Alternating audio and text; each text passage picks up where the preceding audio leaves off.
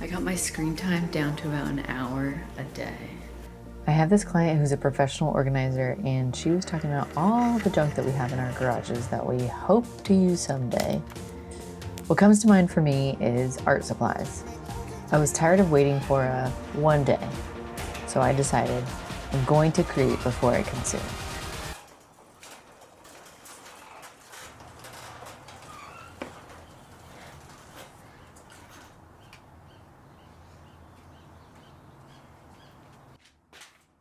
Oof, what an accomplishment.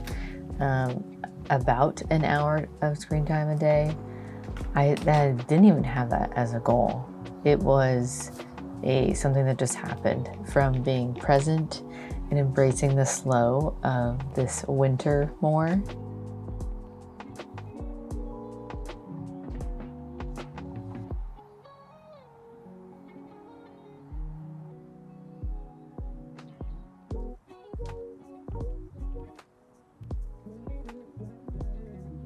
I think I've mentioned how I've had this like gentle awakening to realizing how I'm spending my time and craving to create more than consuming TV, mostly for me, which just makes me think, even while I'm writing this, how often do you just sit in silence? Seriously, think about it. If you're anything like me, not often enough.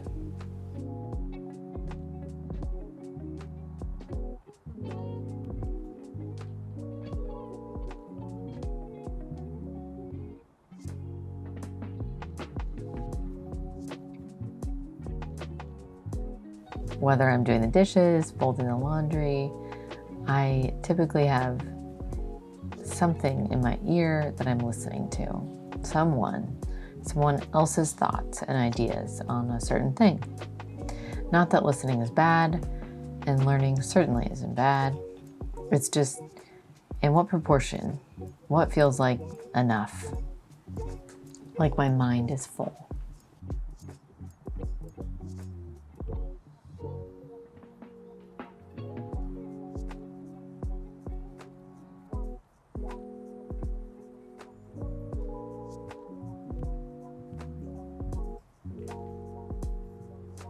When I say create, I don't just mean art.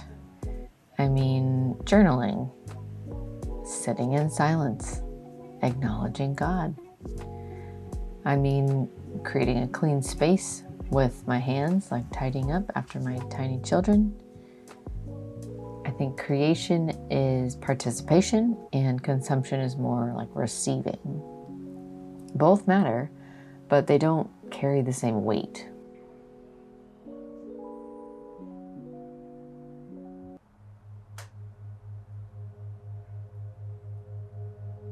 Lately, I've been hyper aware of the question, what am I going to do in the next, call it like an hour? Insert however much time I have until either the girls wake up or I actually need to wind down from the day. My bent recently has been go paint, go draw, and sometimes go write.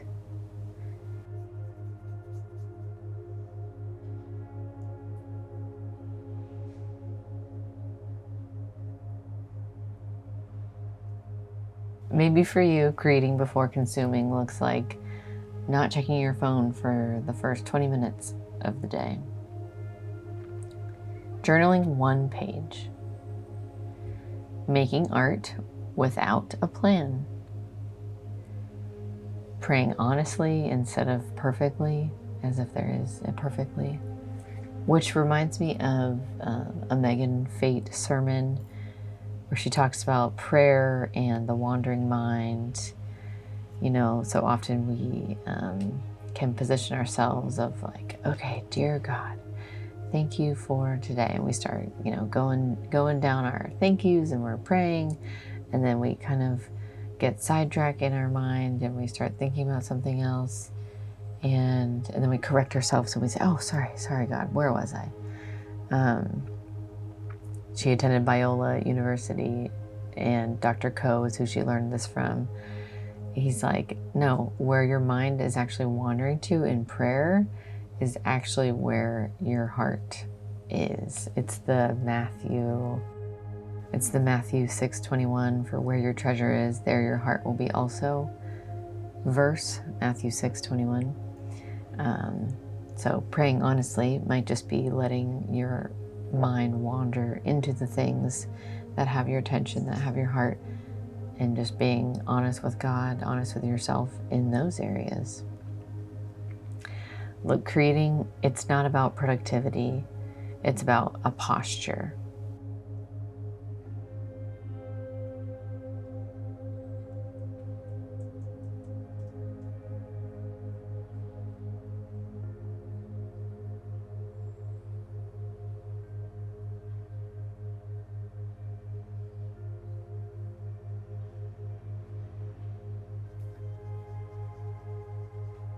I think so often I think of creating with my hands, and I think there is something to when you work either on a computer or kind of like when you work with your mind. I mean, not that most work is with your mind, but when you work more of a mental job, a hobby or an output needs to be more of like a physical using your hands. Versus if you're a physical using your hands, I would argue a hobby might be, I don't know, like something more mental, where it's like you're sitting down and you're reading a good book that we all kind of read. I don't know what an example would be for that one.